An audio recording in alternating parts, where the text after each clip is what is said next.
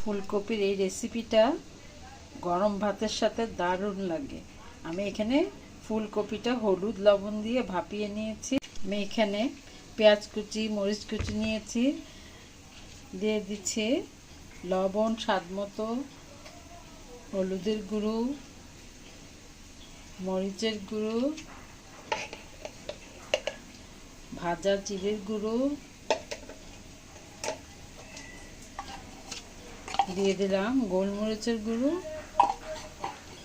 ধনিয়া পাতাটা হাতের কাছে ছিল না, থাকলে অবশ্যই দিবেন। এখন সব মশলাগুলো একসাথে মেখে নিচ্ছি। এখন দিয়ে দিচ্ছি 2টা ডিম।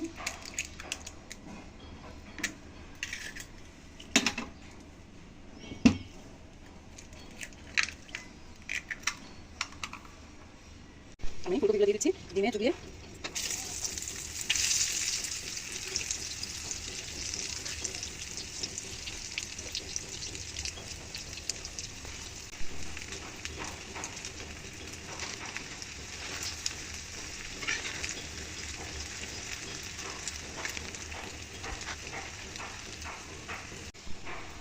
এই যে হয়ে গেল আমার খুব মজার ডিম কপি ভাজা। অবশ্যই করে খাবেন।